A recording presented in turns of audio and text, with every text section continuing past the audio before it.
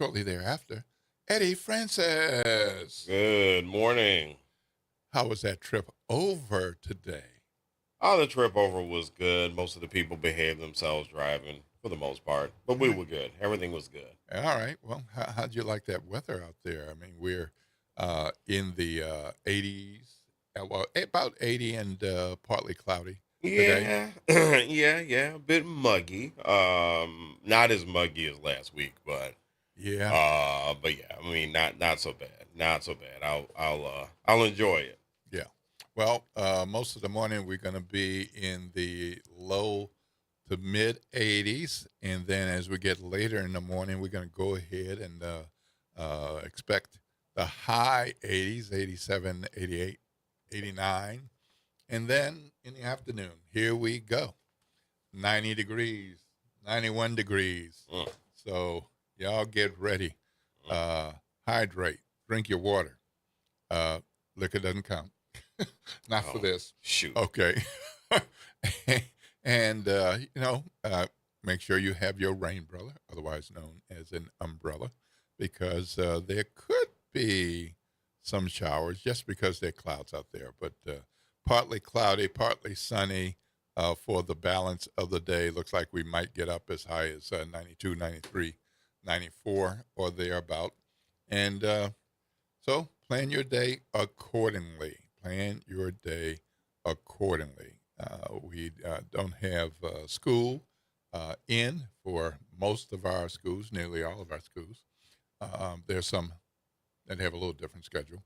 But we do have a bunch of kiddos and babies on their way to daycare, on their way to summer camp, on their way to Nord to swim or have swim lessons, on their way to wherever they might be going. And don't forget, they might be in front of your house, in your driveway, in the street. So please, please, please watch out for them and make sure you get to where you need to be safely, and watch out for the crazy drivers. I know that's not you. I don't want you to be one. Make sure you're taking care of things. The weather is not bad enough that you can blame it on the weather if you are speeding too fast or you don't see somebody. So make sure that you take care of your be safe business and go on from there. Look, oh man, we got lots of things that have been going on in the news, and the developments on Decatur Street and French Quarter seem to just be daily developments as businesses suffer from all the construction, less business, little business, closing a business, hoping to reopen the business, hope to get some city help with the business. Well, the Decatur street businesses got some good news this week when Mayor Moreno announced a financial relief fund. And that's a good thing for folks who are running businesses, and people find it hard or challenging to get to their places over there on and near Decatur. But let's be clear, this is a business stabilization fund. French Quarter Management District and the French Market Cooperation will be managing this, and businesses will be eligible from 2,500 to 5,000. Now it's for eligible businesses, Mm. so you can't say, "Oh, I was about to open up. I Yeah. need some." Nope, nope. Already existing open businesses, and you can't just say, "I haven't seen as many customers." You're gonna have to prove it. Mm. so, Okay. Okay. there's folks who do business, and there's folks who do real business. Yeah. As a businessman, you know the drill. Oh yeah. you know, Yeah. people want to say, "Yeah, let's talk business." That's not what they mean. They mean can I just have this for free? Yeah. Or Yeah. I'm in business this one day. So this money is not going to be just for anybody, and you're going to have to prove your case. If Mm. you are on Decatur or near there, make sure you look into that, because that money will be available soon. Now, just on Decatur in that area, there are a lot of businesses. This is not an endless fund, $200,000. 2,500, 5,000 a pop. It'll help some folks, Yeah, but in some yeah, cases, it's not going to cover their lease or their mortgage that much. no, no, and I mean, and you're talking about. Well, first of all, let's start with to even exist in the French Quarter as a business. It's expensive just to do business. It's expensive just to be there. Um, when some people take a look at why some of the prices are so high at certain businesses, the first thing you have to look at is the location. If they're on St. Charles Avenue, Magazine, anywhere in the French Quarter, that rent is going to be significant. And so they have to cover that. These businesses have to cover that. So they charge prices that are relative to that. So back to your point about the 2,500 or the $5,000. I mean that is for some people that's just a drop in the bucket. It is going to cover a portion of something that's vital for them to stay open, but then they're still going to have to figure out. So it does offer some relief. Um, but and you're right, for other businesses, it's going to be fine. I mean, they'll be able to operate for another month, something like that. They'll be able to do something for another month. But I can only imagine along this stretch of Decatur, I can only imagine how frustrating it is for them. Um, and then and then there's my marketing mind that's saying, "Man, what do you do in this case? I mean, Hmm. how do you get people to walk that stretch of Decatur to get to your business? Hmm. Um, do you go heavy on social media? Do you offer discounts? Do you have some kind? Even if you were to say, "Well, I'm going to do a special event," but now you're asking a whole bunch of people to walk that stretch of Decatur, to get to your special event because they got to park, they got to do. So there is that question of what do you do to pull people in, and I'm not going to make any assumptions here, but I do wonder and I do hope that those businesses along that stretch of Decatur, I hope they've been working together. I hope they've found a way to do that. I hope that they have been doing something that really helps them all. Um, and the reason I say I hope, because unfortunately, the nature of New Orleans is for people to work against one Hmm. another. Hmm. So I hope that they've been doing that. But listen, this is really, this is really one of those things I wonder about. The other side that I wonder about is what's the deal with the project? Why is it taking so long? Right. Could I mean, this seems like this has been going on forever, Hmm. and I'm sure if you're a business owner along that stretch, it's definitely been taking on forever. But I wonder if is this something that could have been done in phases or something like that? I mean, Hmm. are they trying to do something in one fell swoop, or what's the deal? Because obviously, well, not obviously, because we can only imagine that once they break ground to do projects like this, and they decide to break up a certain amount of ground to do it, it has to go. Like they can't just cover it back up. they have to they have to do it. So, yeah, I just really wonder. And then last thing I have to wonder is this a call for the city and city agencies and adjacent city agencies? Is this a call for them to find better ways to work with local Hmm. businesses?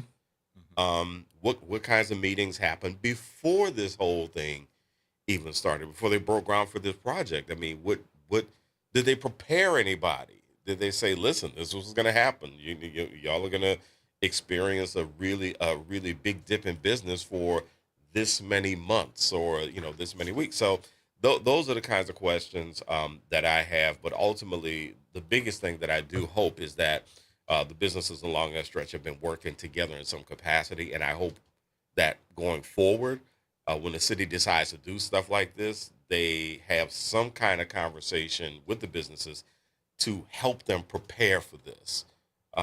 So, because this is, you know, this is unfortunate. It, This it, is it is, and unfortunate. some of those businesses are saying, "Yes, you told us, but what you told us hasn't been true."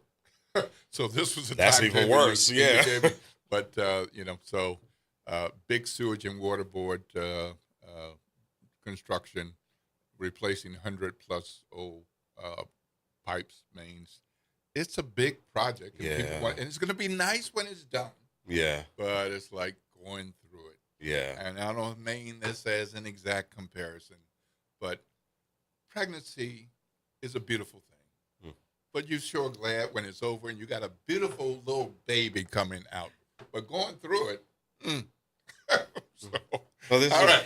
this is where I say I can only imagine. That's right. All right. Well, good morning, folks. The voices you've heard, mine, Will Sutton, and Eddie Francis, in with me today on this Friday, and bringing you a special report from our clerk, Chelsea Richard Napoleon. How are you?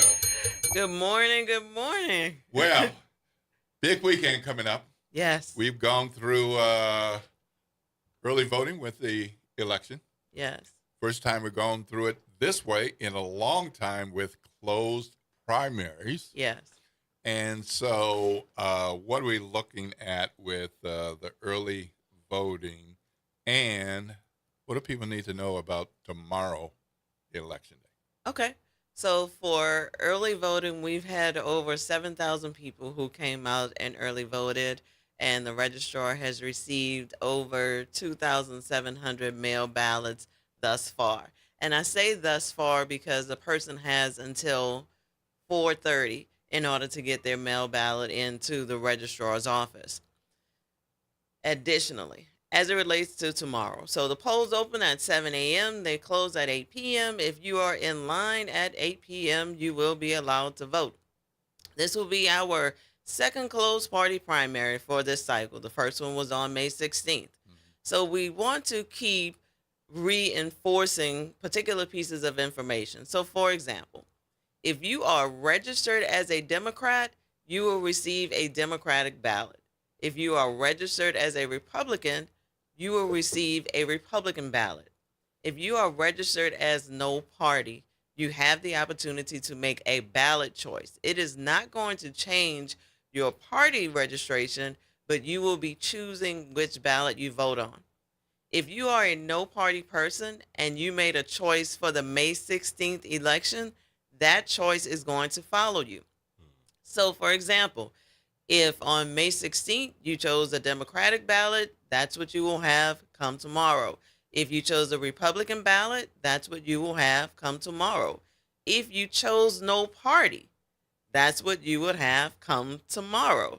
And tomorrow, if you chose no party on May 16th, or if you did not vote on May 16th, you will be presented with the ballot choice form, which is a pink and white form for you to complete to make a decision as to which ballot you would like to choose. Woo! A little bit more than what we've been used to. But you think through it, work through it. It makes sense since we, by law, have closed primaries and primary runoff. Correct. But it makes sense in that context. It's just a big change. So few people can vote on any of the candidates because it's closed. Mm-hmm. And then in that respective Democrat or Republican primary or primary runoff, you pretty much have to be a member of that party or choose to vote with that party.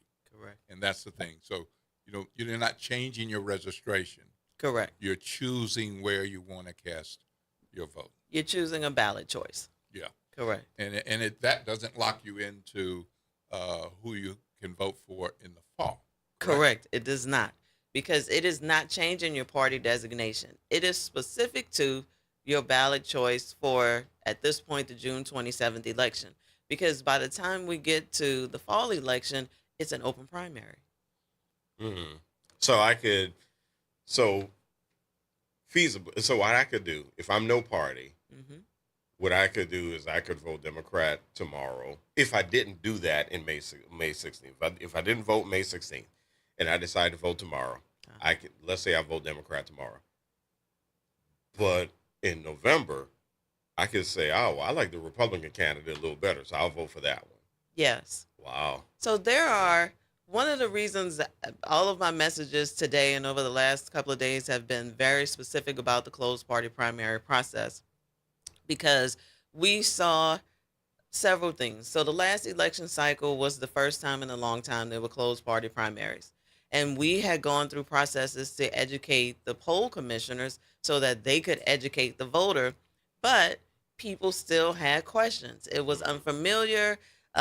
Since I worked early voting last time, I had the opportunity to see people come and have to complete the ballot choice form and be confused when they received it. And we walked them through that process. We had a person who came in, made her ballot choice, walked into the booth.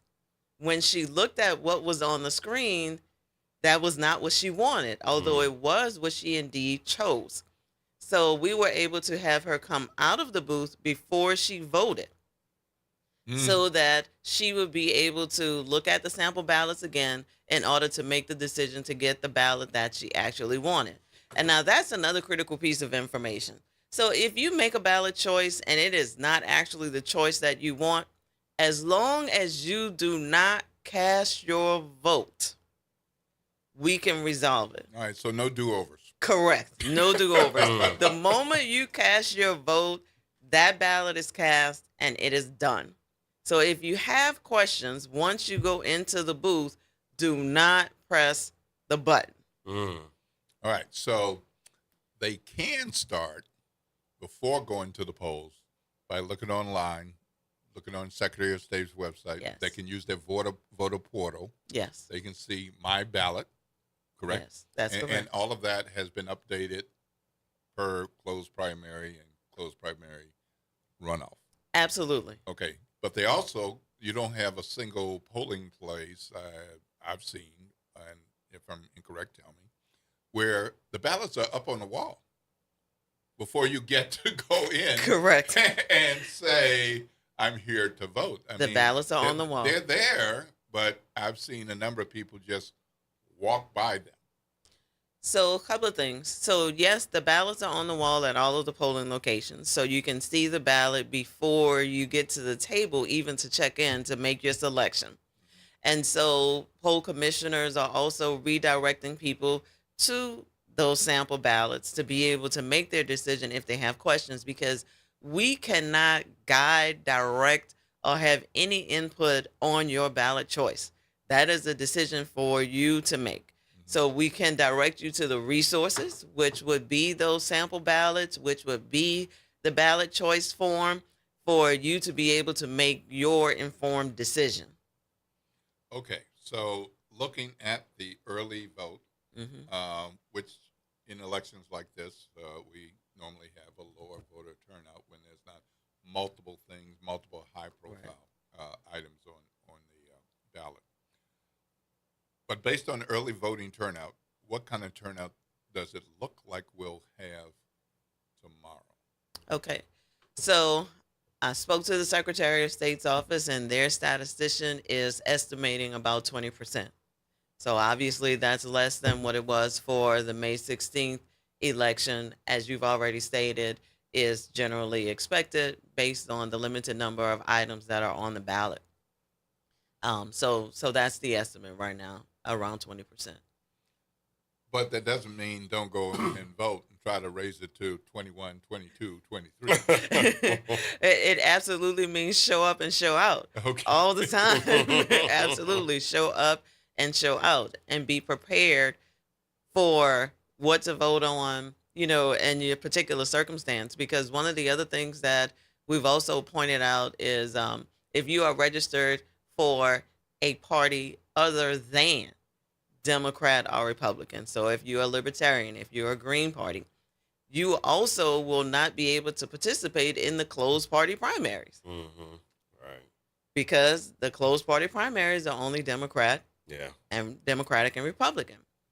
Additionally, we know that there are going to be some instances where two people who live across the street from each other, say they're marked no party, one may be able to vote on something and one not.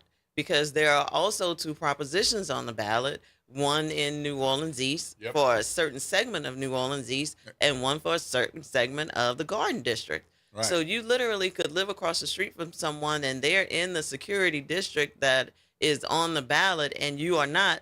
So the person that lives across the street from you may have something to vote on, even if they do not fall within the Democratic or the Republican Party decision. Right. New Orleans East is, of course, one of the largest population areas of the city. Hmm. But that ballot measure that you're talking about, if I'm wrong, somebody correct me, but I believe it only affects 180 households. I know So it's a small it's not- number. it's not a lot of New Orleans East. So just because you live in New Orleans East does not mean you get to vote on this. Right. So, Right. but it's important if you are that you should. Well, thank you so much for coming in, and we look forward to hearing good news about how we got to 40 or 50% turnout. If I'm overly optimistic, then I just keep hoping and wishing and praying for that 100% voting day. Someday, Yes. someday, we'll get there. I'm not sure what it's going to take, but someday, 100%. Yes. All right. Thank All you all right. so Well, much. thank you so much for coming in. Our own clerk. It's 7:22 a.m. I'm Will Sutton with Eddie Francis. After the break, as we promised already, we have got U.S. Democratic Senator candidate Jamie Davis standing by. He's here, y'all. And right after the break, we will be talking to Jamie Davis. What's that phone number in case anybody will call during that time? It is 504-582-9422, 504-582-9422. This is WBOK 1230 a.m. What New Orleans is talking about all day long.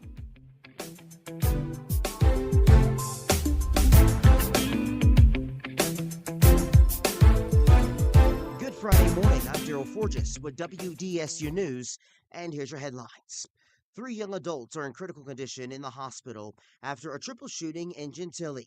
The gunfire erupted just after 12:30 yesterday afternoon on Franklin Avenue. New Orleans Police Superintendent Kirkpatrick says this may have been a domestic case. The Metropolitan Crime Commission shows 78 shootings so far this year as of Sunday, down from 97 the same time last year. Homicides and armed robberies are down, but carjackings, well, they are up. Voters across our state will head to the ballot box tomorrow to decide on the future of leadership in our state. They include our for U.S. Senate, Public Service Commission District 1, and for Bessie District 1. The polls open Saturday from 7 a.m. to 8 p.m.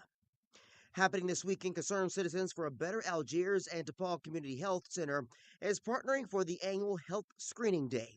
The event will have free HIV testing, consultation, resources, and more for people in the Algiers community. The Health Screening Day is tomorrow from 10 a.m. to 2 p.m. at Concerned Citizens for Algiers on 1417 Nunez Street. And in Jefferson Parish, a Powerball ticket worth $50,000 is about to expire. That's because no one has claimed it yet. The ticket was bought at the Discount Depot on the West Bank Expressway in Marrero. The drawing was back on February 11th.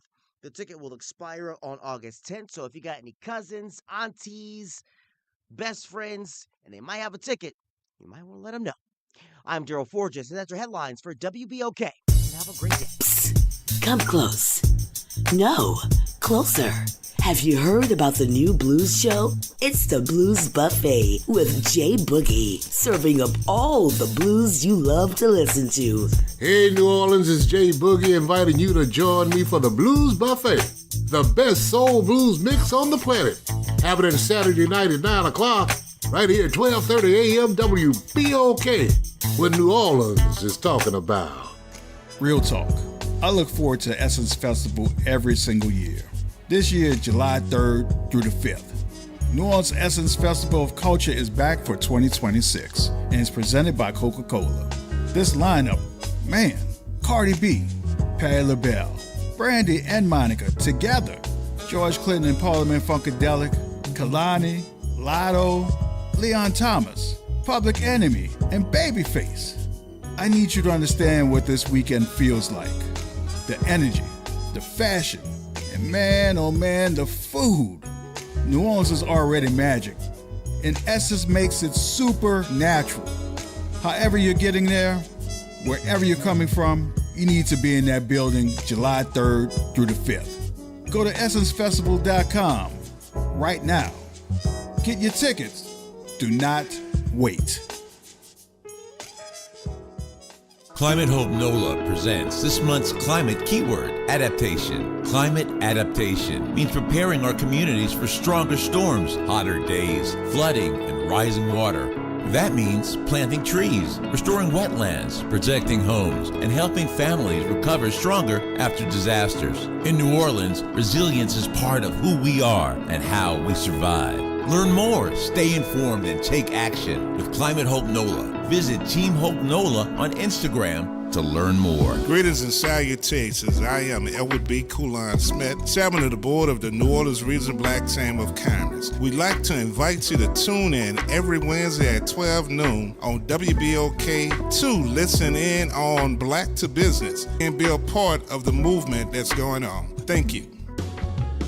This invitation goes out to all of us unworthy sinners who's been saved by the grace of God, where you and I are only made worthy by the blood of the Lamb and our Lord and Savior, Jesus Christ. We're FIJTC, Faithers in Jesus the Christ. My name is Mr. Rocky. You can tune in to WBOK 12:30 a.m. Sunday mornings from 8:30 a.m. to 9 a.m. Hope to see you there. Andronica Morris, host of Put Housing First. Join us every Tuesday at 12 o'clock, where we will discuss how housing affects every aspect of our lives and what's necessary, what's needed to guarantee housing for all. Join us every Tuesday at 12 o'clock as we dig down deep onto the issues that affect all of us. Hey WBOK family, it's the Rue with Chef Bunny, sponsored by Blue Plate Mayonnaise. Tune in for all things food and beverage, covering the local food scene of New Orleans, putting you on to all of the great places to eat, bars to hop, and places to be. Check me out every Thursday, 12:30 p.m., The Rue with Chef Bunny. This is your news update for WBOK from WDSU. For all your news and weather, watch WDSU News, New Orleans' leader in live, local, late-breaking news. Today at noon and 4 p.m. Feeling like 100 plus degrees once again. Today's highs will be 92 to 95 degrees. We'll see mostly sunny skies, a small chance for a shower or two, but most of us will end up staying dry. Then for tonight, lows dropping to the 70s. As we look ahead to the weekend, more hot temperatures into the 90s. Possible to see some heat advisories be issued at the end of the weekend. For the WDSU First Morning Weather Center. Good morning, wake up. The Good Morning Show. Good morning. On WBOK.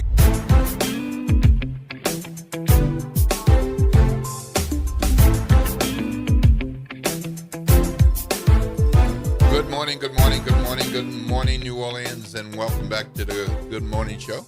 If you've been in tune since 702, 704, 706, 726, or if you're just tuning in, guess what? You are right on time because it's 7:30. We're getting into a conversation with Democratic U.S. Senate candidate Jamie Davis. My name is Will Sutton. I'm here with Eddie Francis. Thank you, sir, for coming in and providing our WBOK family of listeners some time to get to know you or get to know you better. Yes, sir. As a Democratic candidate for U.S. Senate.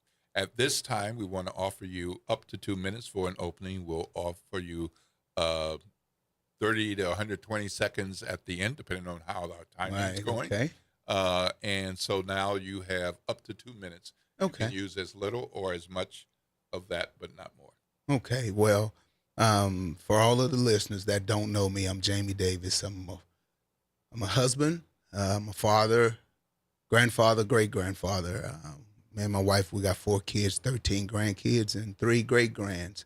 My career is surrounded around agriculture. I'm a farmer by trade. I grow cotton, corn, and soybeans. We farm about 3,200 acres, 700 which my family owns. I have held public office. That's one of the biggest questions that I get asked all the time, but I was vice president of parish government in Tensar Parish. I serve on quite a few community boards ranging from Head Start to I'm on the Farm Bureau, Cotton Board, and I'm on Farm Bureau Grain Board. I also am the secretary of the Northeast Louisiana Railroad Motor, which is a railroad system that's in Northeast Louisiana that moves commerce, grain, whatever, those kind of things. I also serve as the president of the Harvest 21st Century Learning Center before the president did the cuts to it before we had to shut it down. I'm also the president of Pride Community Association, which is a nonprofit that is centered around housing. Pretty much that's the basis of who I am, personally. Okay. All right. So you live, work, play, do business in Tensar Parish. Mhm. We're predominantly broadcasting to a New Orleans, the greater New Orleans area. For people who don't know where you've spent so much of your time in Right. Tensar, Yeah. if elected, you'll be spending time at home when you can. Right. And then otherwise in Washington, D.C. Correct. Some people might feel like, but he doesn't know Baton Rouge, but he doesn't know Shreveport, but he doesn't know New Orleans. Can you help them be more comfortable with you? Yeah. What I'll say to the listeners is, for the ones that don't know me, I think I have done a good a job as anyone could do in the time span that I made a run for this position. I've traveled this state all over, from all of those places that you said. I've made some relationships with people. Also, I did leave one position out that I heard. I am the 5th Congressional District committee man for the Louisiana State Democratic Party. So I have been building relationships around the state since I, gained that position. And I'm also Tensar Parish president of the DPEC, which gives me the ability to, when we have quarterly meetings, visit with other members all over the state. So I've been building relationships. Yeah, like for instance, with the DSCC, I am really good friends with the president of Orleans Parish, which is Miss Leslie Bowie. I mean, she's a dear friend to me. Like in the River Parish, Ryan Price, that lives right, up the river just a little bit. So I've been building relationships all over the state ever since I've been a member of the state party. What are the biggest community issues that drive you in terms of wanting to serve at this level of public service? Well, the thing that I'm hearing most, because I truly believe when you serving at this level, it can't be about you. It has to be about the people. And so for me, I need to get out and listen to the people so I know how to be their senator. And what I'm hearing most in this part of the state is insurance. A lot of people here, man, their insurance is as much as their mortgages, as they telling me, and they're really concerned about coastal restoration. And, the issue will, in X amount of years, will New Orleans be underwater? And that they have made me know that that's a concern for them, and I'll fight for that. All right. So has that been a concern that you've heard since prior to the report that came out saying perhaps it's time for us to look at relocation from New Orleans and southern Louisiana, or is this really piping up since that report came out? Well, you heard a little bit more after the report came out, but for some people, it's a real issue for them, because I think they're basically what you would call them an environmentalist, and they're concerned about their environment. And you hear a lot of that about this carbon capture sequestration and the data centers, saying that basically we're doing so much, we need to start doing some other things, to try to save Mother Nature instead of continually taking away from her. So when you, and I wanted to actually get to your background in agriculture. Where do you see that really motivating you as well? I mean, it sounds like part of it. It sounds like you might have captured part of it, but where else does your background in agriculture really motivate you to want to do this level of public service?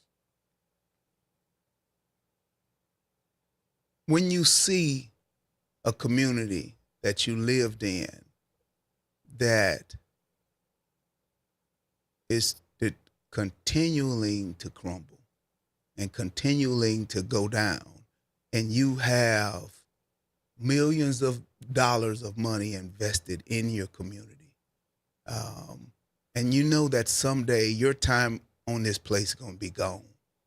And when that time comes 20 years from now, when those great-grandbabies of mine are left in line to take over the legacy of this farm, do you want to leave a place in a better shape for them? Or do you want to just leave it and continue to watch other people just wreak havoc on a state? And 20 years from now, basically my grandbabies all they will want to do is sell the investment that I've worked my butt off to build, to give it to them and just sell it. All I want for everybody in Louisiana is to have an opportunity.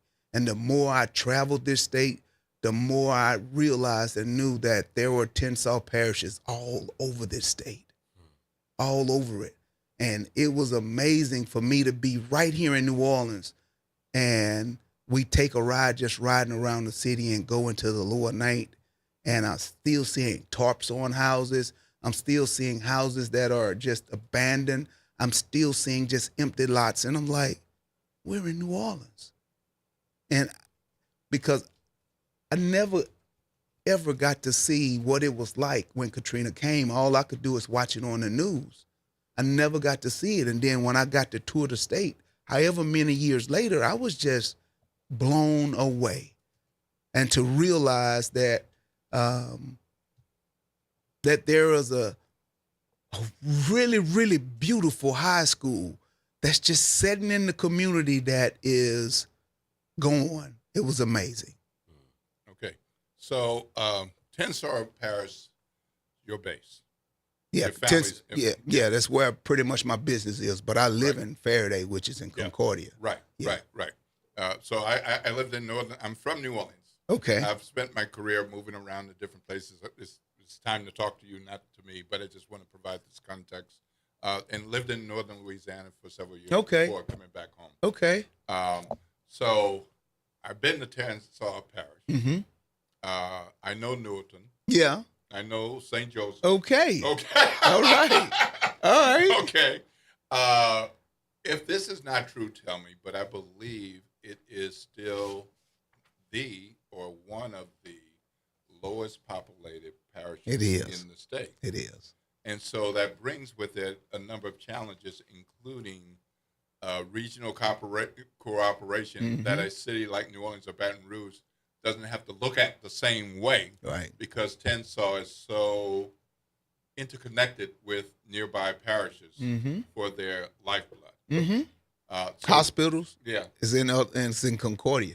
Right. The closest hospital is Concordia, or the next parish, which is in Madison, or Franklin. The three hospitals around us are the three surrounding parishes. We don't have a hospital. Right. So I want to make this connection because I think so many times when people think about folks running for statewide office, we like to see or want people to be from one of the big population centers because they're going to understand more of us just by way of population. How can you represent Louisiana being from such a small parish, such a rural parish, and you have friends in these other places, but you're having a different lived experience than other folks? Well, what I would say to that is I think it gives me the best opportunity to represent Louisiana, and I'll tell you why. It's because whereas I wanted to come out, and I had to come out to tour the state in order to get elected, a person that lives in New Orleans can almost get elected without ever leaving home. They don't have to get out and tour because they have one of the biggest population base right in their backyards. So when you think about Orleans, Jefferson, St. Tammany, St. Bernard, and then go and just do some work in Baton Rouge alone, that's probably 60% of the population of the state right there. So, a person being from that part of the state can almost be lazy and not do the work. And maybe that's why they always get beat. But for a guy that's from North Louisiana, from the smallest populated parish in the state, to have to get out and work for every vote he get, because you got to remember, when I started this thing, I was a nobody, and nobody knew my name and didn't care to know my name. I got to interrupt you. That's not true. Having lived in North Louisiana, you knew my name. It may be true down here and around Baton Rouge, but you are not a nobody outside of Tensas. All right. All right? All right. Okay. Yeah. But, I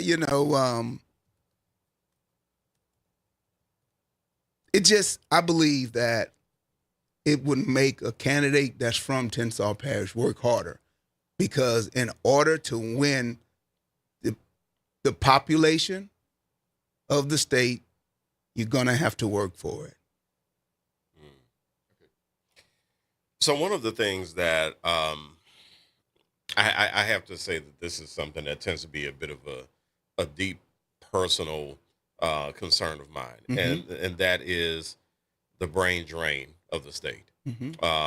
And I have heard people say things like, well, we have too many colleges. We need to start shutting some of these colleges down because nobody's going to them anyway. This is probably the funniest one. We don't have enough kids in the state to go to the colleges, which I was like, okay. But instead of being so focused on the brain drain, you picture yourself sitting in D.C. How do you leverage that opportunity for a brain gain in the state? I love that question because here's what I totally believe, and it's built within my platform, that for all of our babies that are building their lives and careers, of course, we all know that everybody is not built and designed for a four-year university. I believe that at some point in time, somewhere around 6th to 8th grade, that there has to be a conversation with the counselor, the parents, and the students to decide, take a real look at their grades and grade point average, and real conversation with the child to say, hey, what do you see your life looking like? And be honest, everybody is not designed and built to be up in a college. And for that kid that actually really is motivated about going to work with their hands, or, we have to get back to bringing shop industry, simply for like the young ladies. We need to bring cosmetology back to the high school, to where you don't have to have $100,000 in the drop of a hat education bill before you can even get started. When there are so many young people that I've talked to that has this big debt and not working in their fields. So we put shop back in work, and here is the big thing. AI cannot replace a plumber. AI cannot replace a welder. AI cannot replace a pipe fitter. Okay. Building on that, I'd like to know what you think about the funding of public education generally across the nation, but particularly here in Louisiana. There are a lot of people who think we shouldn't have public dollars for anything else but public education. So where do you stand on public education dollars for such things as vouchers, private schools, with faith-based schools and that type of thing. And if we do have dollars for that, as we do now, where's the quality testing for those dollars compared to everything that a public school has to go through? Well, for me, it's public school through and through because that's what I know. Tensall Concordia is public school all the way. We do have a couple of charter schools in the system, but here it is. We can't depend on Jeff Landry to issue money to our schools because he's going to give it to the schools that he want to give it to, and they're going to get funded in the way that he want to fund them. For me, it is going back and taking back the Department of Education and bringing it back all the way full blown. And our funds is funneled through the Department of Education, not through Jeff Landry and the state. Because when school systems like in the parishes that truly depend on federal funding to help with their education systems, it is a resource that has to be there. Because I can speak to you from Tensall. There is no school system in Tensall without the Department of Education because there's not a big enough tax base there to support it. So for me, I just don't believe in the vouchers to where kids can go wherever they want with a voucher because it kills the public school system right there in the parish. It suffers and suffocates it out because kids just leave for any apparent reason that they want to leave. And then the kids that has to stay in the public schools are just getting the short end of the stick. Well, we're going to take some calls. Eddie, what's that phone number? And then I've got a couple more questions for you about some of the other people who want to be your senator. Okay, thank you, sir. 504-582-9422, 504-582-9422. All right, we're in conversation with Jamie Davis, candidate for U.S. Senate, Democratic candidate. I'm Will Sutton, and I'm here with Eddie Francis. Okay, I want these to be relatively rapid fire. Okay. Okay. All right. So, what would be your letter grade for U.S. Senator Bill Cassidy, who now will no longer be in the Senate? What's the letter grade you would give him? I would probably give him a D because when he's mad, he seems to do the right things. But when he's kowtowing, he don't do nothing. Okay. Yeah. All right. So we have two Republican candidates running tomorrow to succeed Bill Cassidy, as you are. Yes. The seat is open. Yeah. And everybody needs to know that. That's right. It is nobody's seat. That's exactly Even when right. somebody's sitting there, it's nobody's seat. It's nobody's seat. That's right. Okay. So we have John Fleming and Julia Letlow. Which do you think has done the better job with the jobs that they have had? And if you were a Republican voter, which would you choose? Neither one of them has done the job. Fleming is all over the place, and Mrs. Letlow is basically just doing what she's told to do. And if you were a Republican voter, so you're not a Democrat, and not in no party, and you either have so to choose. I don't even get to I don't even get to go to no party. So well, because I go to no party and I vote for me. Of course. But if you were a Republican, you already voted Republican. Let's say you voted for Cassidy. Okay. All right. And now you either don't vote tomorrow because you can't vote for Jamie Davis. Okay. Okay. Which of those two would you vote for if you said, I have to vote for somebody and I'm a Republican?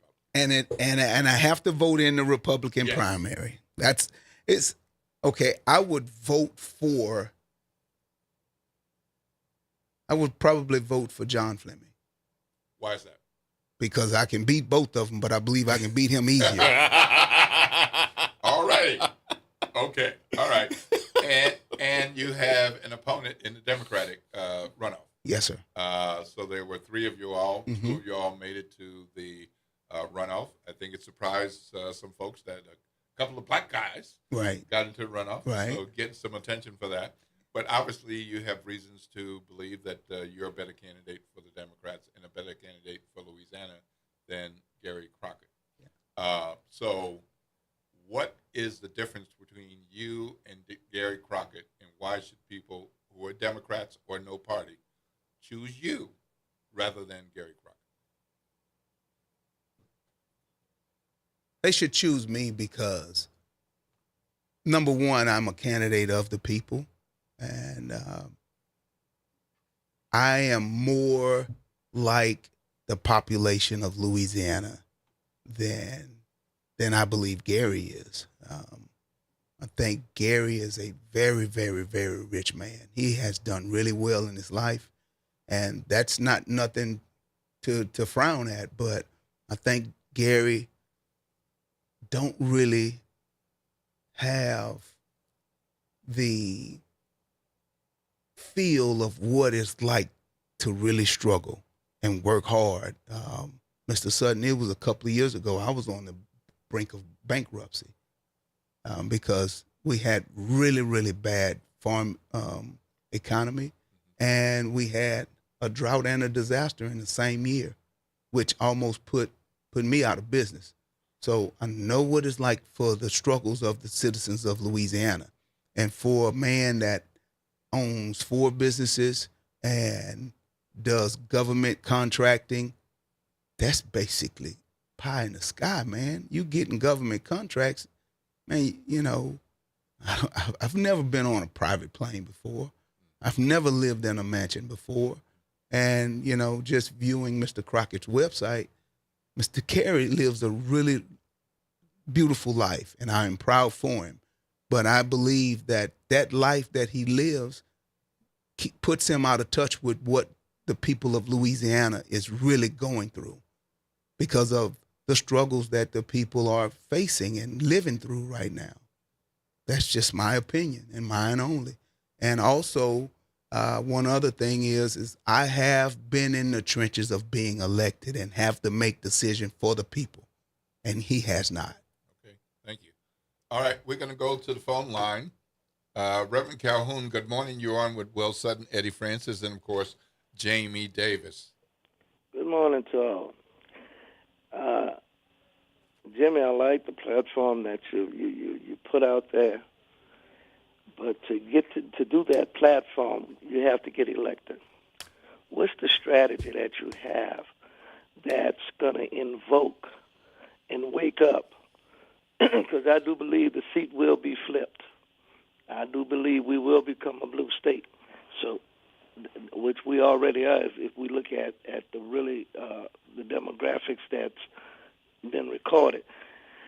But I'm trying to find out a little bit about, because we need to know, we need to get that out there as to getting you to that level of people knowing exactly who's running in this race.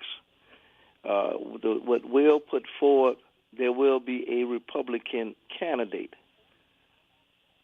I think both of them are just Trump lackeys. They're just going up there to support whatever Mr. Trump says for them to do. Just like here in Louisiana, Jeff Landry has now vetoed, I should say, $33 million to this city. Reverend Calhoun, we have to ask a question because we've got more callers. The question is, what's the strategy moving forward to get you known throughout the region? Well, all right. Reverend Calhoun. Lord's blessings. Thanks, Rev. All right, bye. Yeah, we are doing the best we can to make our campaign known all over the state. We are visiting churches on Sundays.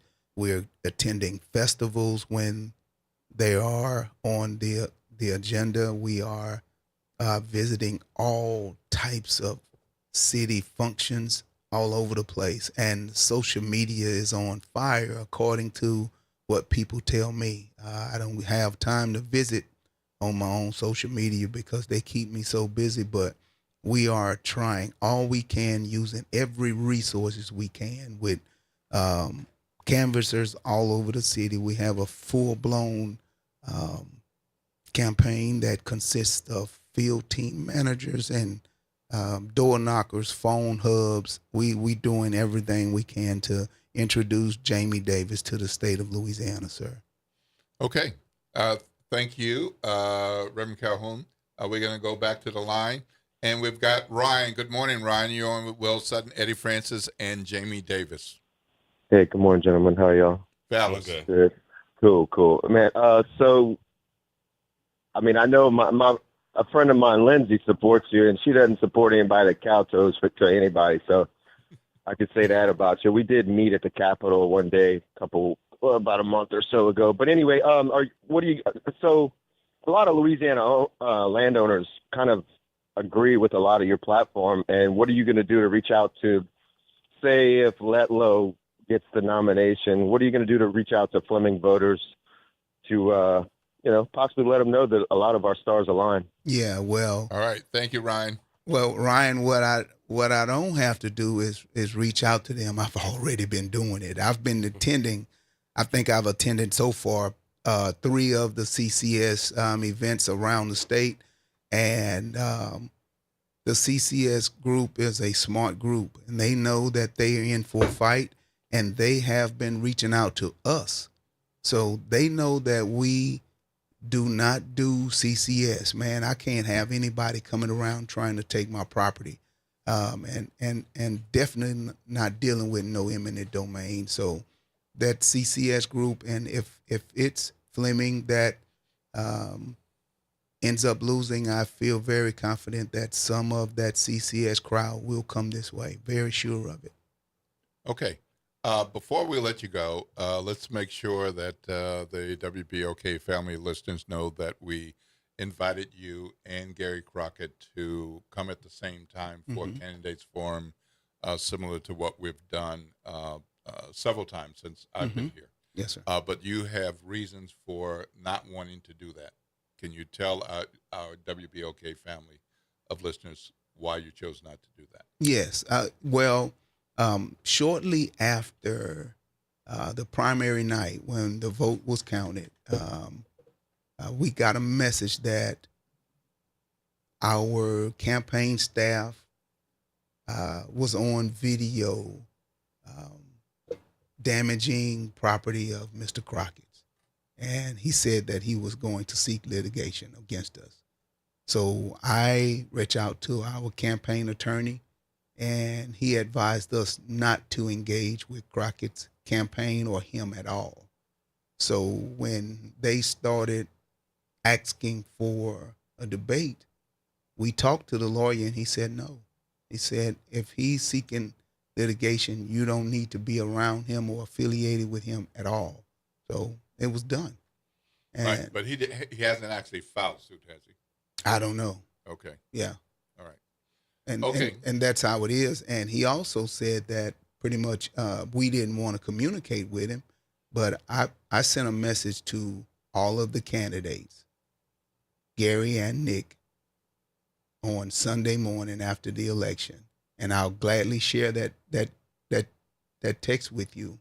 And Nick responded, but Gary didn't. But then he said that he called, but he didn't call the phone number that I have. So I don't know what number he called me on. So, yeah. All right. So we've got limited time because we've got to go into our next segment. But before we leave, we want to offer you an opportunity for a closing statement. We'll start with saying we'll have at least 1 minute, and then we'll look for a signal. Okay. So, yeah. But for all of the listeners that don't know me, I am Jamie Davis. I'm the farmer from Tensas. I am the guy that is fighting for Louisiana, and I'm fighting for the future of Louisiana. And I would be glad to serve as your next United States Senator. To learn more about me, you can go to jamieforlouisiana.com. And I'm fighting for a Louisiana that we all can afford. okay. Well, thank you very much, Mr. Davis, and thank you for traveling from the great northeast part of Louisiana, where I lived for several years. Yeah, well, Mr. Sutton, I want to say this to you, and I really do appreciate this opportunity because this is a legendary show. And for me to get to share time with you doing your business, man, and I'm actually a part of the show, man, it's nothing but an honor. And I really do appreciate this opportunity. All right. Well, we sure appreciate you making time. It took a little while for us to figure out the date and the time Right. and everything, but we are glad. So thanks to Eddie Francis for joining me for this most important conversation. And for you folks who are already tuned in, we will be hearing from Gary Crockett at a little bit later in the program.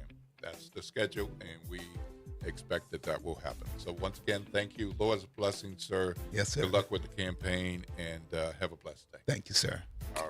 All right, folks, we are going to break, and when we come back, we will be talking with Alice Glenn, Executive Vice President at New Orleans & Company. This is WBOK 1230 AM, what New Orleans is talking about all day long.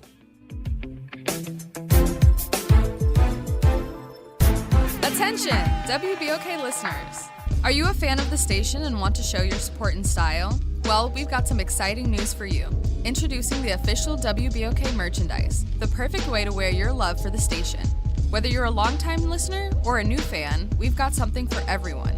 Head to WBOK1230.com now and grab your WBOK gear before it's gone. When you buy WBOK merch, you're not just getting quality items, you're supporting the station you love. Interest rates and inflation are out of control. Is your credit card debt also out of control? It's time to resolve your debt and take back control for a lot less than what you owe. If you have $10,000 or more in credit card debt, then you need to call us right now. Debt Fix Pros can significantly reduce the amount you owe, and you could be debt-free faster than you think. I knew we had to do something. Our debt was growing. It was getting out of control, and we just didn't know what to do. We saw an ad for Debt Fix Pros. We called, and they showed us how fast they could get us out of debt. It really was amazing, and now we're back in control. Call now, and we'll show you how easy it is to fix your debt. The call and consultation are free. Call Debt Fix Pros right now at 800-311-5977. That's 800-311-5977. 800-311-5977. Greetings and salutations. I am Elwood B. Coulon Smith, chairman of the board of the New Orleans Regional Black Chamber of Commerce. We'd like to invite you to tune in every Wednesday at 12 noon on WBOK to listen in on Black to Business and be a part of the movement that's going on. Thank you. WBOK New Orleans, home of the Good Morning Show, 7 to 9 a.m. weekdays. I'm Tammy Eswick with BIN News Now. Detroit police say a man is dead after they say he shot at officers trying to serve a search warrant. Deputy Police Chief Arnold Williams says it happened around 6:30 yesterday. Still preliminary. We still have to look more at it. This is something that we're doing standing in the middle of the street looking at a laptop. Well, happening now, the majority black city of Jackson is fighting to keep its airport in federal court. The city has been trying to fend off attempts by white lawmakers to take over the Jackson Wiley Evers International Airport for decades. What goes up must come down. That Spinning Wheel, written by Canadian singer David Clayton Thomas. His publicist says he passed away peacefully at a Toronto hospital, but didn't release a cause of death. You've Made Me So Very Happy was another one of his hits. David Clayton Thomas was 84 years old. Get BIN News Now on demand 24/7 on the iHeartRadio app. Good morning, wake up. The Good Morning Show. Good morning. On WBOK.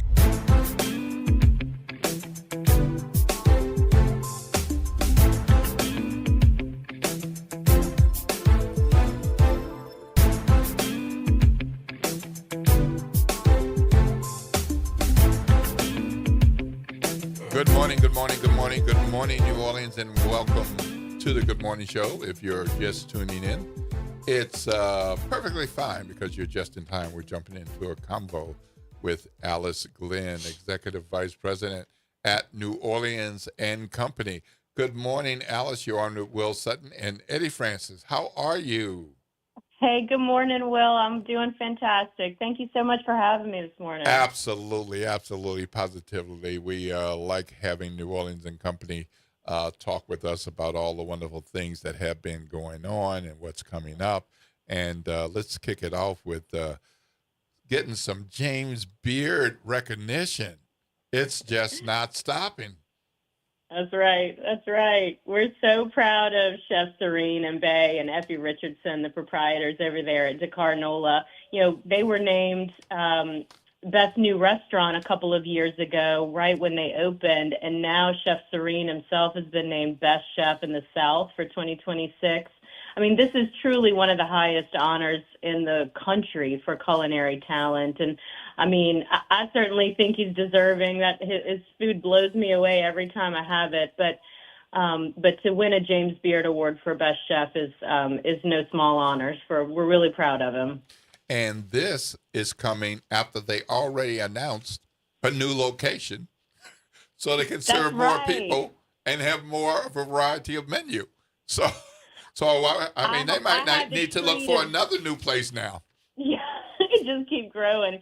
I'll tell you what, the new restaurant is really beautiful, and what I'm most excited about is soon they're going to be launching out on the patio an a la carte service. So if you haven't been, the regular menu is a tasting menu. So you know everyone has the same dishes throughout the course of the night. It's an incredible experience. It's an incredible. But now you're going to be able to go and have a little bit more choice in what items you try on the patio, a little more casual, and so that's going to be I think a really popular new addition to the restaurant. Wow. Well, that's great. And best restaurant in the South and number 4 in North America's 50 best restaurants. Let me say that again. Number 4 on North America, not the United States, North America's 50 best restaurants. My That's goodness. right. That's right. Ooh. Up from number 6 last year. Yeah, number 4. I mean, I'm telling you, they are crushing it. Yeah. Yep. All right, Eddie? So we have also, Alice, we also have the PCMA convening, and that is going to be happening in 2029. But talk about what that is and why folks should be excited about it. Sure thing. Yeah, PCMA Convening Leaders is the Professional Convention Management Association's annual flagship event. So this will be happening in early January of 2029 at the Ernest M. Morial Convention Center. There's a little bit of inside baseball for us in the meeting planning industry, but let me tell you why this is such a big deal. This is thousands of the people from all around the world who are planning and choosing the locations, importantly, of some of the biggest meetings, conferences, and conventions around the world. So to have all of those people here in New Orleans, really the senior leadership of all of these groups, is really, it's a once in a lifetime opportunity to be able to show our city off and show what our incredible hospitality industry can do. We say we're built to host, and so having these people in to experience that firsthand is absolutely going to pay dividends for the city in terms of attracting more, bigger, and important meetings into the future. They haven't been here since 2009, so a lot's happened since 2009. We're really excited to have it. Well, that's a significant one, and good for y'all for landing that. And of course, in just a few days, not 2029, but July 2026, we have our wonderful 30-plus year visitor and all the hundreds of thousands of people who come because of Essence Fest. So that's right. Coming up just next week. Yes, we're about to end June and hit into July. And if it's July in New Orleans, that means Essence Fest. That means Essence Fest. This year's lineup is fantastic. I know the organizers have been working really hard in partnership with our team and with the city and so many other folks to put on an incredible festival this year. Cardi B, Patti LaBelle. The lineup is awesome. I think it's going to be a fantastic few days in New Orleans. And the expo at the convention center is back, free activations, events, trainings, all of that is back on this year. And then you can, of course, purchase concert tickets single day or for the 3 days at Essence.com. Alice, Essence does so many things, and so many things if people come to expect year after year after year. I may be wrong, but I don't remember wrestling being at Essence Fest. Come on, Alice, give us some insights. Wrestling at Essence Fest. I tell you what, I got no insight on that. I know that the organizers are planning some big things and big surprises. They're really trying to freshen it up and make it exciting and new and different for this year. But I tell you what, I think you just gotta go and see that for yourself. Yeah, okay. And people, as I told Jim Cook, who leads the convention center yesterday, because he's been at the Sheraton before taking on the convention center responsibility. Yeah. His Essence Fest experiences over the last number of years have been limited to making the best of experiences at the Sheraton for those guests, not really getting the Essence Fest. So this is his first year to actually be at Essence Festival. So I asked him if he's going to be a daytime Essence Fest person, a nighttime Essence Fest person, or a day and nighttime Essence Fest person, which means you got to sleep till 10, 11 o'clock in the morning. So what are some of the daytime things for Essence Fest folks to do and see when they want to walk away from all that Essence Fest provides, but still have some daylight time in New Orleans, and then return maybe to the nighttime or not? Sure. Well, first of all, I'm curious what Jim said, because I've seen him at some other festivals over the years, and I think he's a daytime and nighttime guy. Was that his? His plan? He said he's a daytime for sure, and as much as he likes to tell himself he can't do day and night, he's going to see what he can try this year, because he thinks he needs to experience some of the nighttime Essence Fest too. So he's a party animal, is what he's saying. Yeah, right. Well, good luck, Jim. Yeah.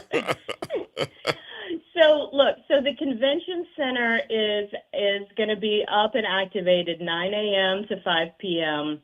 And that's, vendors and, of course, the corporate activations that we're used to seeing, arts and crafts and clothing and jewelry. And then they'll have, I believe, a renewed focus on health and wellness this year, spirituality and culture, so much of what you've come to expect. But again, what we're told is that the organizers are really focused on plussing it up, making it new and fresh for this year, and even more special. So I think it's going to be a really great few days. I think you can choose your own adventure a little bit during the day. And then I'm also told that at night, they've revamped the schedule. They heard feedback from folks last year. So they've tightened it up. They've done some things to make sure that, that maybe you can get to bed at a more reasonable hour so you can show up at the convention center the next day before noon. Yeah. Alice, I would like to talk about an event that truly speaks to me. It warms my heart. Tales of the Cocktail. So, as a matter of fact, I may start my Tales of the Cocktail when I get home this morning. So, talk about the 24th annual Tales of the Cocktail. You got it. All right. So this is a great summer. I mean, Essence is really one of the kickoffs to the summer activations that we see. My favorite times in New Orleans are when there are so many different things going on in the city, and you can really, there's something for everyone, right? So Essence Festival, there's fireworks happening, on the river. There's a museum event happening across town. So lots to do for Essence. And then fast forward a few weeks, Tales of the Cocktail starts on July 19th. It runs through the 24th. This is like anybody who's anybody in the cocktail, spirits, professional bartending world is in New Orleans for this event. So there's the official track, which takes you through conference stuff, seminars, education, lots of different professional development and training. But then there's also events happening all over the city at bars and restaurants and venues that you maybe wouldn't expect. It's a blast. And I tell you what, I don't think I have the liver to hang for all 5 days of Tales of the Cocktail, but I'm looking forward to starting too. And then Tales of the Cocktail leads straight into what's another one of these fantastic weekends in New Orleans. The X Games Championship come into New Orleans for the first time ever in the Superdome, the 24th to the 26th, which is happening at the same time as the Bocuse d'Or and Pastry World Cup. International, like really, really high-end culinary and pastry competition at the Convention Center. That's teams from all over North and South America competing to go on to the finals in Lyon, France. So like the best of the best chefs and culinarians all at the same time. So it's going to be a fun weekend, fun summer here in New Orleans. Wonderful, wonderful, wonderful. So what is this X Games championship? I've heard of X Games. I know it's moving up there with getting more and more fans and participants. Why are we having X Games, and what's that going to be like? Yeah, so X Games is, I think, for me personally, I think X Games is a little younger and hipper than I ever was. So I think this is why I didn't know a lot about it. I'm not going to speak for you, but this is why I didn't know a lot. But what we understand is that it's a really big deal, especially for young athletes. BMX, skateboard, motocross. These are the folks coming from all over the world to compete in the finals. There's also some great hip hop and EDM headliners that are playing, sort of competition happening in the daytime hours, the afternoon hours, and then concerts that evening, all happening in the Superdome, the 24th, 25th, and 26th. So these are incredible athletes in these sports that are really, I think, bringing a global audience to the city and to the Superdome. We were really excited about working with the Sports Foundation and the Superdome and Louisiana Economic Development folks to bring this here because it is something new and different. And, we've got a great skateboard culture here in New Orleans. And so being able to go and see that here personally is really exciting. But again, bringing folks from all over the world who might otherwise not get to visit New Orleans is really, that's our job at New Orleans and Company. So, Alice, I have to tell a really quick story. Cleveland Spears, years ago, when he said that he wanted to do a fried chicken festival, I was one of the people who said, really, Cleveland, a fried chicken festival? Come on. And here I am, 10 years later, eating crow and chicken. And so, and if you see me on video, I do not miss a meal. So, fried chicken festival, I can't believe it's been 10 years. 10 years of the Fried Chicken Festival. That's right. I got a meeting with Cleveland in just a few minutes. Tell him I said what's up and tell him I'm sorry. Will do. I'm going to tell him you believed in him from day one. Thank you. 10 years, though. And look, the National Fried Chicken Fest. It's going to be presented by Raising Cane's again this year. I think they're including some new things. Fried chicken, but some vegetarian and vegan options, trying to, a little something for everybody. They're also going to have a 5K this year, so you can work off some of that fried chicken. I appreciate that, Cleveland. And, I think tickets have gone on sale. There's some discounted weekend pass options right now that you can lock in early to get a little bit better deal on your tickets, but it's happening October 2nd through the 4th of this year. Yeah. Excited to have him back on the lakefront. So I'll tell you one of the things that is interesting. The first fried chicken festival I went to, one of the first places I went because I was so curious was to try the vegan fried chicken. That line was long. Yeah. And it was good. It was outstanding. And that's a heck of a thing. Yeah. Vegan Fried chicken. Yeah, they Just to think about that, They but did a great yeah. job. They did a Yep. great job. Yep. But Yep. yeah, cheers to Cleveland and 10 years. And yes, it is one of the best festivals. And when I tell people from out of town that New Orleans has a fried chicken festival, they're just like, when should I come? Right. Yeah. Look at my tickets. Yeah, One yeah. of my favorite stories about the Fried Chicken Fest, one of the things that we like to do when we have these great, really unique events happening is we'll bring journalists or influencers or different folks in to see it, and then, hopefully they'll talk about it and amplify it to their audiences. We had a journalist from Romania that reached out and was so excited about the Fried Chicken Fest because she had eaten at a Popeyes for the first time, and it had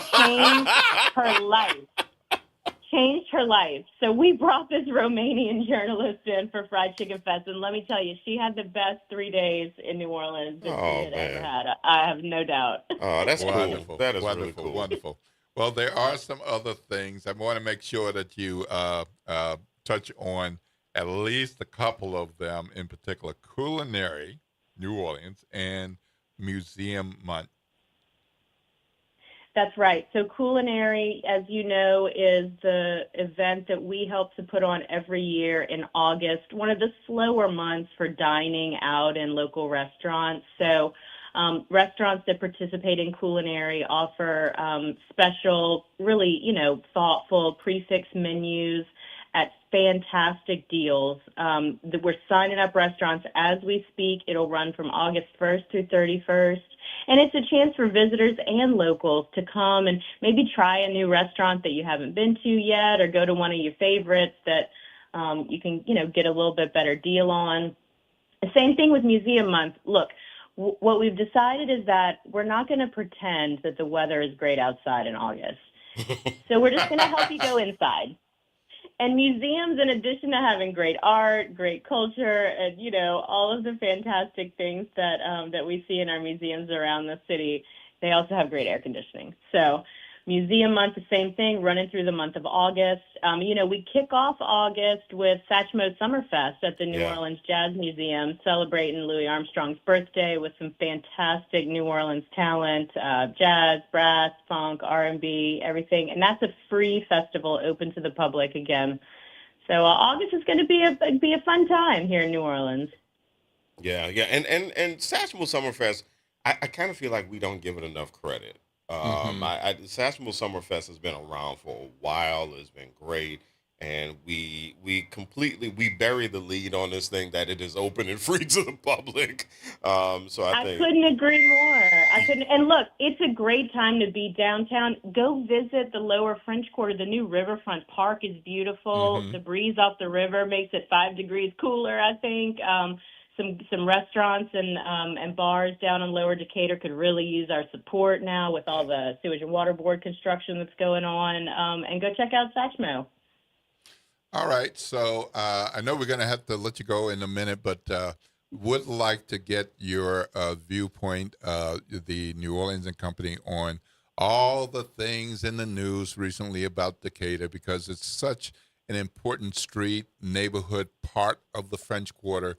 So many people come from around the nation and the world. And what are you all seeing and hearing? And what are you looking forward to with next steps? Well, let me say this. First of all, we all know that we want progress, right? We want things to function. We want them to work right. And construction is a natural part of progress. So I understand that work like this has to be done. What we're really focused on is making sure that the businesses that have to be impacted by the progress, right, by the work, aren't unduly impacted by it. So anything that we can do to attract visitors, to provide them with just a little extra boost to get them through this challenging time, and also to make sure that locals know that there's some fantastic stuff. It's still accessible. It's maybe a little less crowded, makes it easier, a little more attractive to go visit. But we're excited to see the work finished and to see those businesses be able to come back. And as I said, it's a great time to be down there in Lower Decatur, the Riverfront Park. There's just really a lot of exciting things happening. So we hope that our locals who are around for the summer will go out and and support those guys and get them through this tough time. And then can't wait to see it when it's done, and we'll celebrate then too, right? Absolutely, positively. Well, thank you for that, and thank you, Alice Glenn, for joining us. I don't know. Kelly might have a little competition here for the New Orleans and Company segment. All right, thanks, guys. We'll see how that works out. Okay. All right. Well, thank you so much, Alice Glenn from New Orleans and Company. Lord's blessings. Have a great day. Thanks so much, y'all. I really appreciate it. A wonderful day to you, too. All right, great. Thank you. All right, folks, we're going to take a break, and when we come back, we're going to be talking with the other Democratic candidate for U.S. Senate representing all of Louisiana. Gary Crockett will be with us in just a few minutes. So this is Will Sutton on with Eddie Francis. We may have time for calls. Eddie, what's that phone number? 504-582-9422, 504-582-9422. And before we go to break, just let me remind you, we're going to ask some questions of Gary Crockett. We're going to give him an opening statement and a closing statement, just as we did with Mr. Davis. And so, yes, we want to take a couple of calls, but we're going to make sure that Gary Crockett has an opportunity to talk with you first. All right? So just want to make sure everybody understands. So get on the line and hold on if you want to be one of the first to have that opportunity. This is WBOK 1230 AM, what New Orleans is talking about all day long.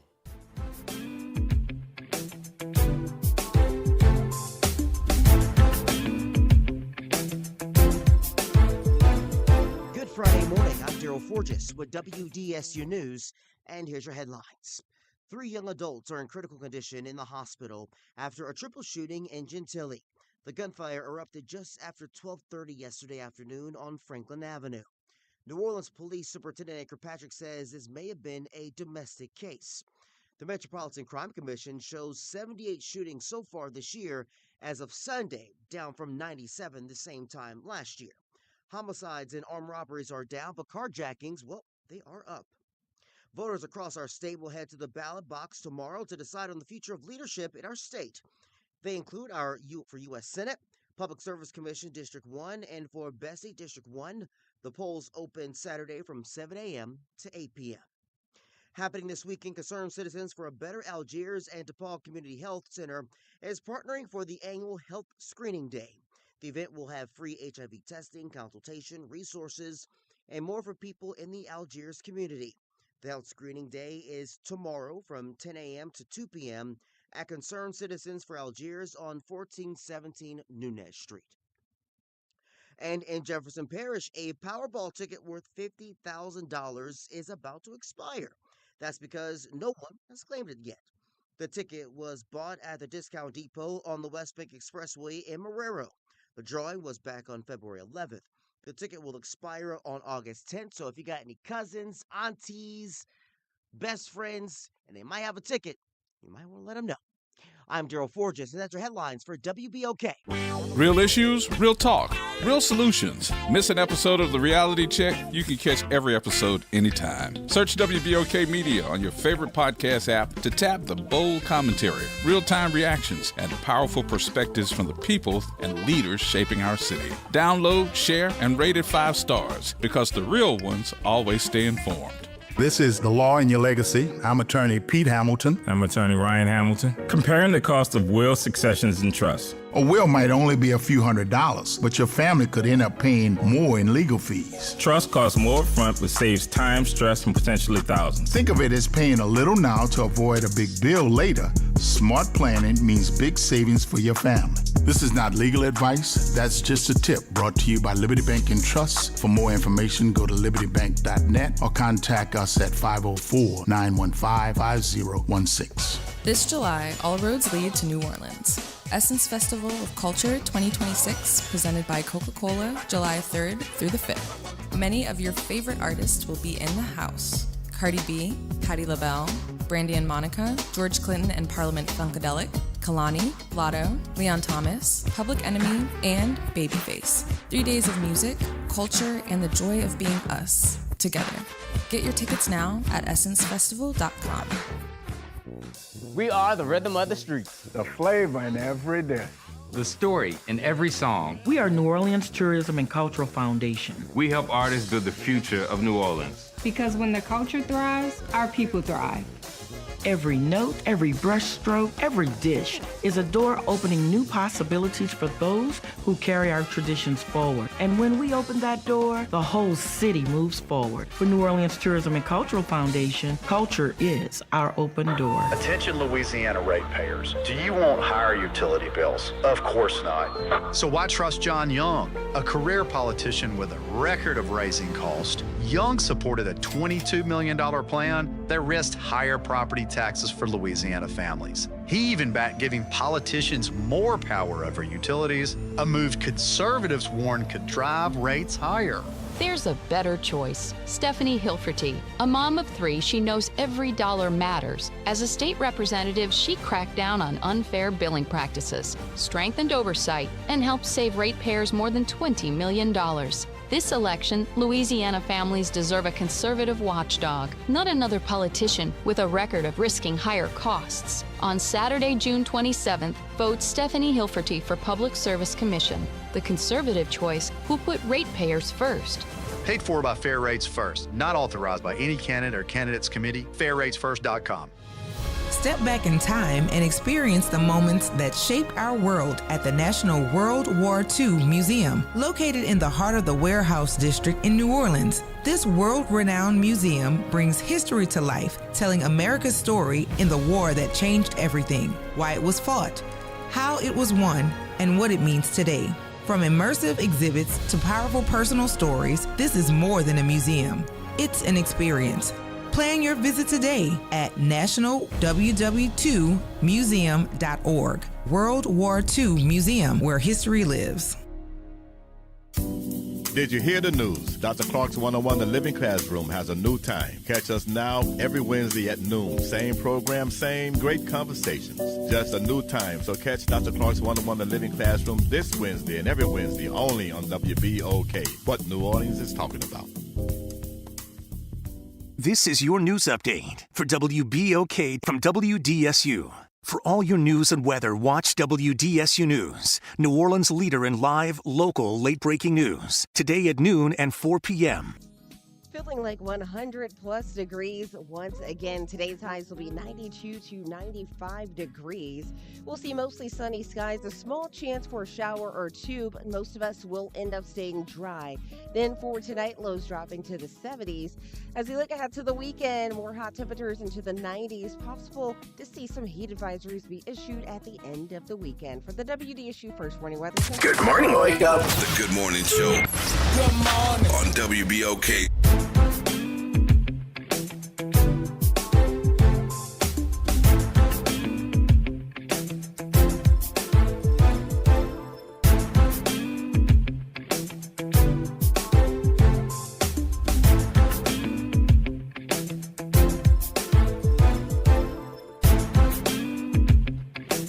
Good morning, good morning, good morning, good morning, New Orleans, and welcome back to the Good Morning Show. I'm Will Sutton here with Eddie Francis.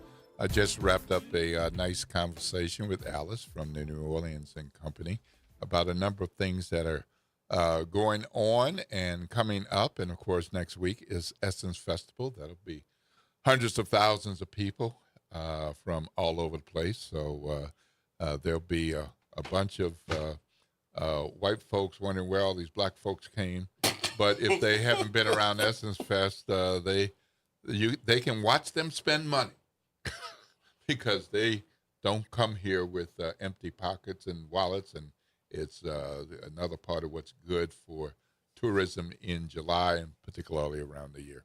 Look, we can jump in the conversation. We talk with Jamie Davis, candidate for U.S. Senate as a Democrat. Now we're going to talk with Gary Crockett, U.S. Senate candidate, Democrat, running for U.S. Senate. Both of them want to follow U.S. Senator Bill Cassidy, and, of course, there will be a election, a Democrat and Republican, in the fall. Mr. Crockett and Mr. Davis are running in a closed primary runoff. So that means if you are a registered Democrat You can vote for one of them. If you're a no party candidate, you can choose to vote for one of them or vote in the Republican runoff. So Mr. Crockett is joining us now to share with us more than we have already learned and to repeat some things that maybe you all have missed. Welcome to the Good Morning Show, Mr. Crockett. You're on Will Sutton and Eddie Francis. Good morning. How are you? Fabulous. Doing well. Well, just want to make sure you know before we start that we are on radio, but we are live streaming on YouTube and on Facebook Live on WBOK's channel and page. And so people will be able to see this broadcast, and it will be recorded and out there immediately after the show. Also want to let you know that we're going to give you up to 2 minutes for an opening statement, and then 30 to 120 seconds for a closing statement. And that time will depend on how the conversation flows and whether there are calls and how we're wrapping up the show. So that's the reason for that flexibility.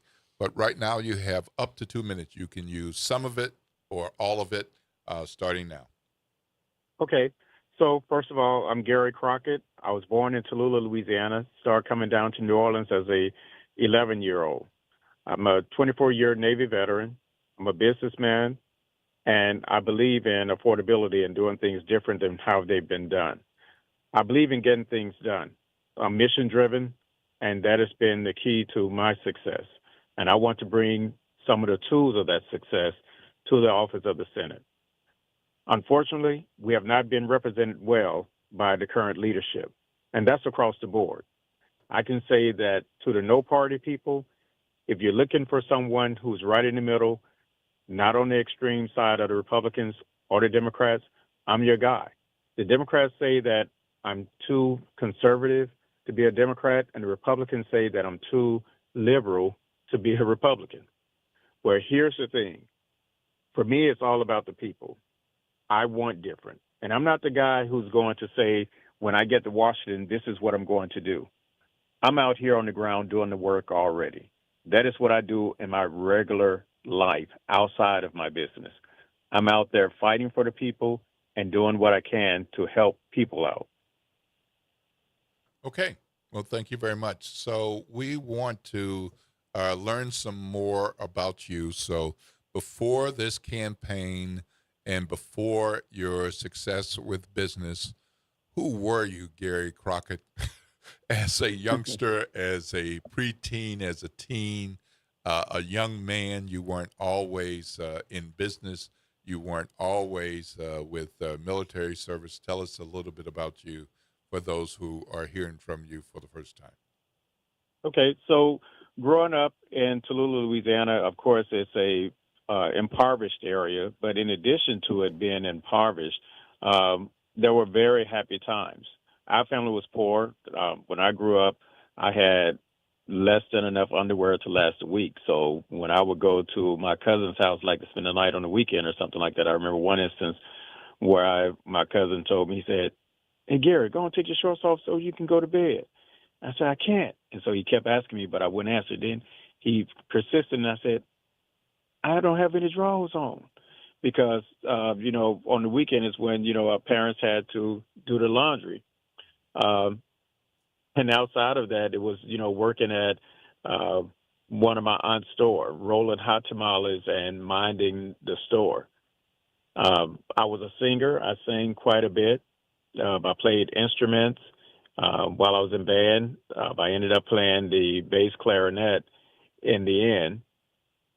And going to church.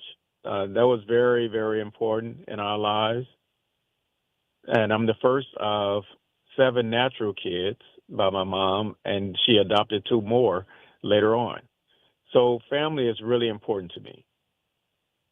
Okay, thank you.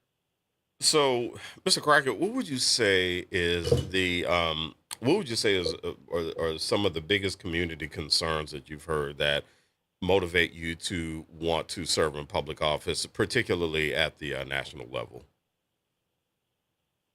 We don't have leadership that represents the people, and that is at the national level all the way down to the local level.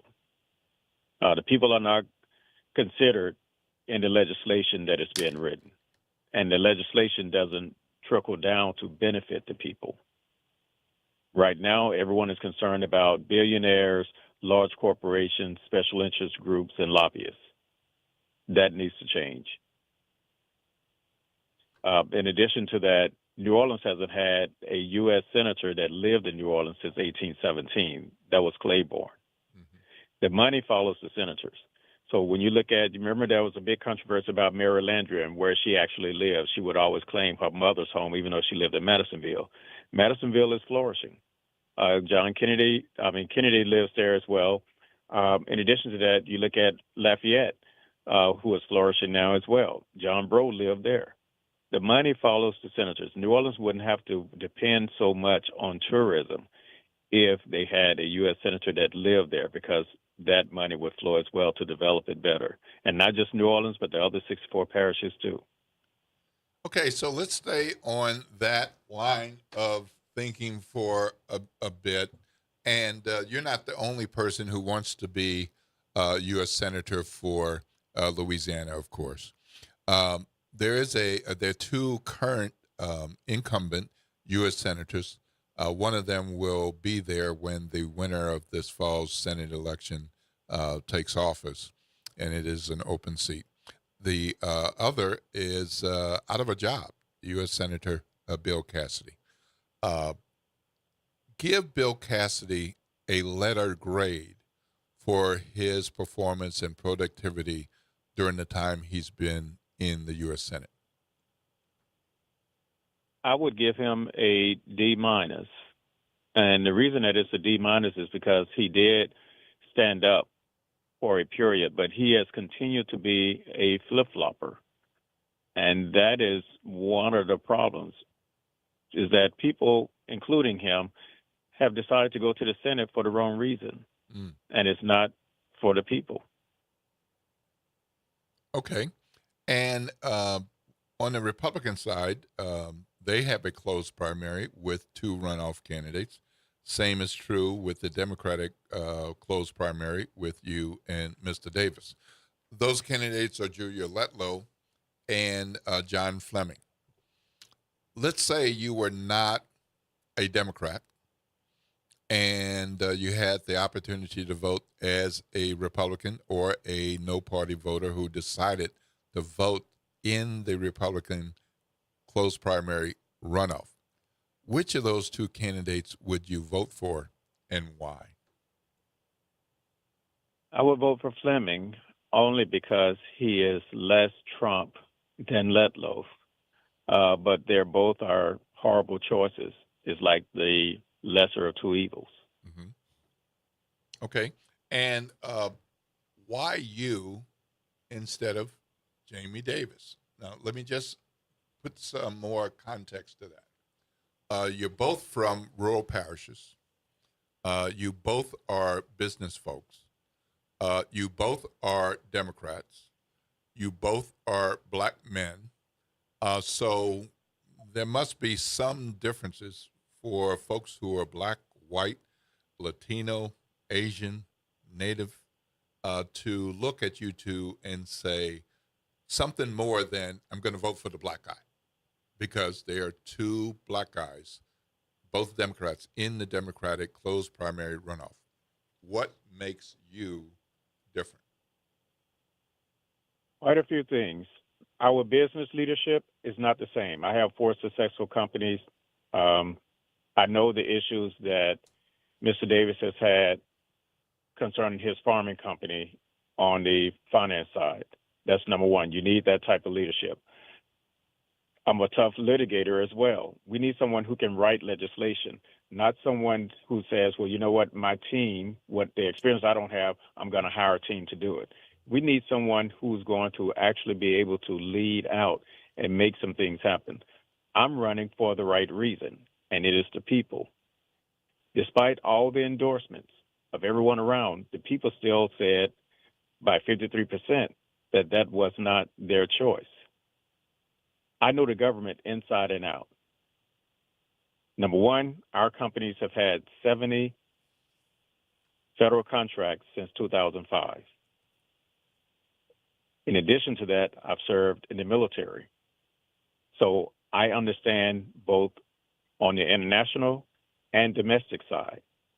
Those are clear distinctions. Being able to write legislation, not sitting up reading from ChatGPT, those things are important. True leadership for the right reason, for the people. I noticed one of the big distinctions between Davis and I is that everything he talks about, it correlates back to farming. Well, you know what? Our family farm too, hogs as well as row crops. But we can't farm our way out of what we're going through right now. Okay. Well, thank you much. So one of the things that I'm wondering about, especially listening to your response and recalling your experience, what is it about your background that motivates you to want to do public service on the national level? Okay. Extensive national and international travel.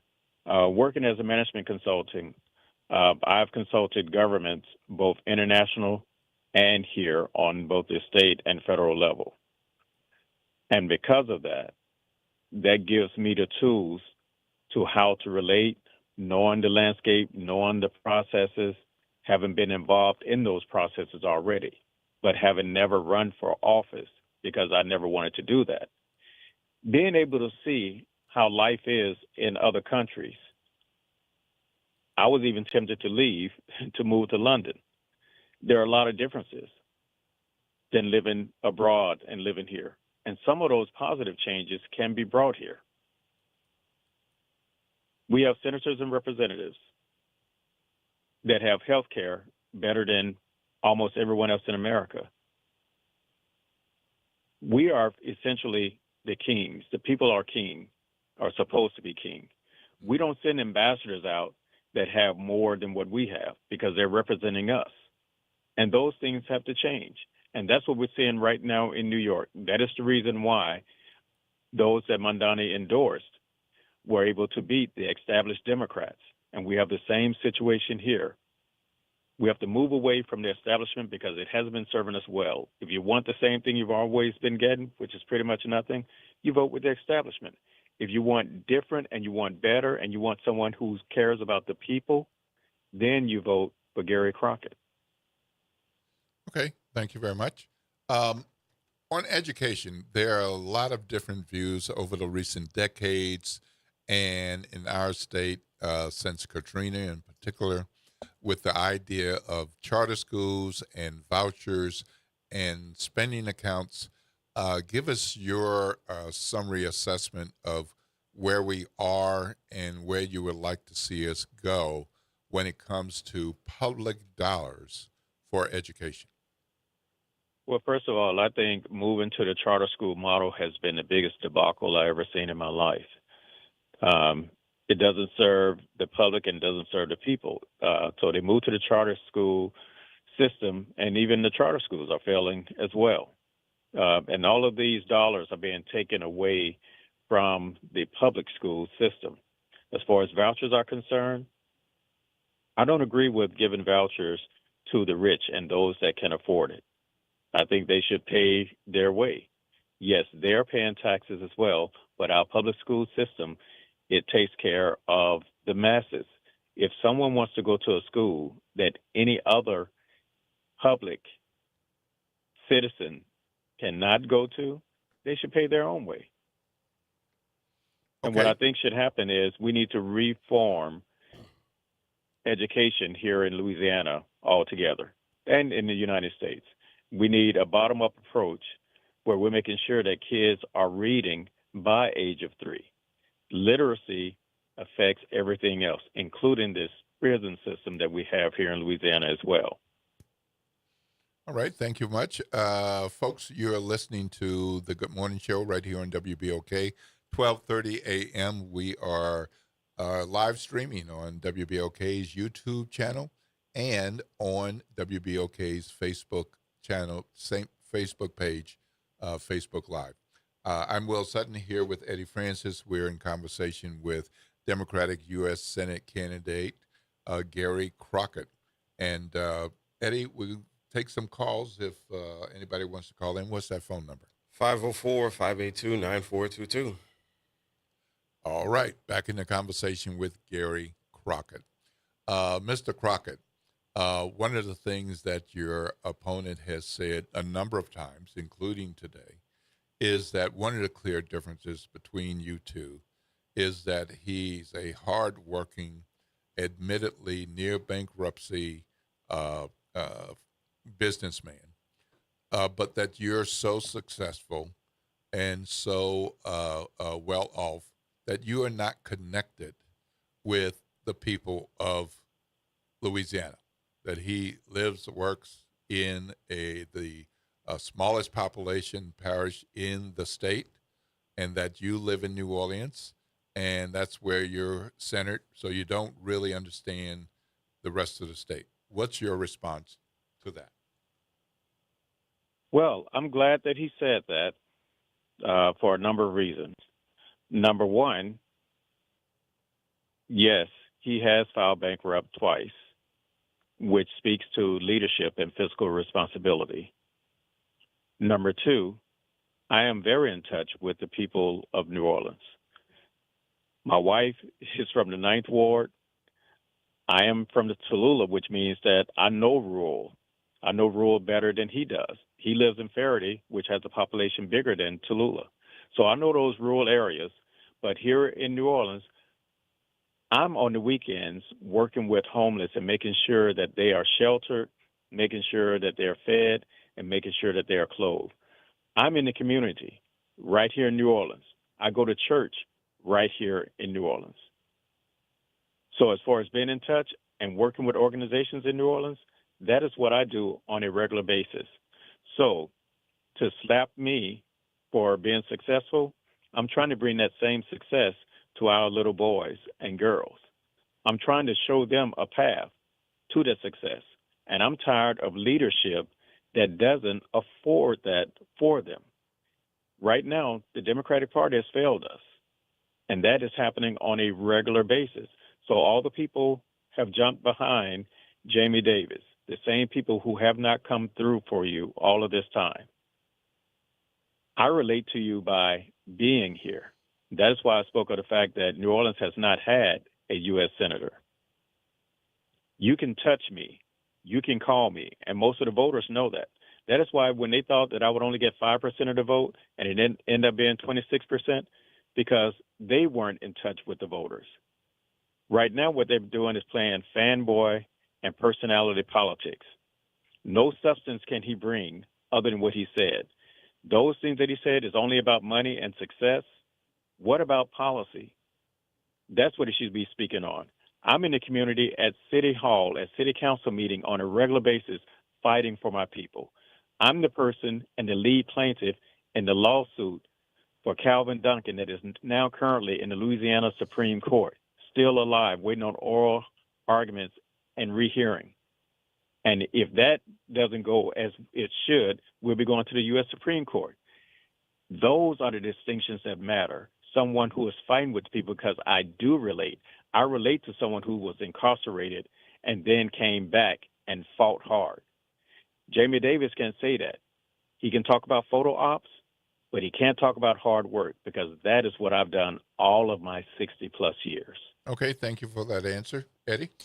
Yeah, really quickly, Mr. Crockett, one of the things that's near and dear to me is you talked earlier about an investment in education. And so I've heard someone say in the state that they think there are too many colleges and universities in the state. But one of the things that we talk about is we talk about the brain drain. How do you see yourself having an influence from D.C. on the brain gain in Louisiana? Okay, well, first of all, concerning in colleges, I don't feel that everyone should go to college. Despite the fact of me having 2 degrees, I think that trade schools are great. One thing that AI can never fix is your plumbing, your electricity, and your HVAC system. It is time to innovate, and innovate in ways that are practical. When people have trades and skills, that can be taken away. You always have to be judged only on the quality of what you put out when it comes to that. So as far as colleges are concerned, I don't think we need more colleges. I just think the colleges need to turn their curricula into what is practical. I need the people that go to college should be able to come out with a job at the end of the day, not going to school for education just for the sake of education, and that is on the masses. I understand those that go for higher education, for further, for a master's or a PhD, but for the basics, for a bachelor's degree and associate degree, it should lead to a job. Okay, we have time for one quick call. Ryan, you're on with Will Sutton and Eddie Francis, and of course Gary Crockett. And you're going to have to make it quick because we owe Gary Crockett a closing statement. Absolutely. Hey, I agree with a lot of what he's saying, but y'all got to stop playing with these boys. They're gonna come both team up and come after y'all. So are y'all willing to work together no matter who wins the nomination? Because we're gonna need every vote you get, and with both y'all working together, regardless, we have a chance of taking that seat. Love y'all. Peace. Lord's blessings. Thank you, Ryan. Mr. Crockett?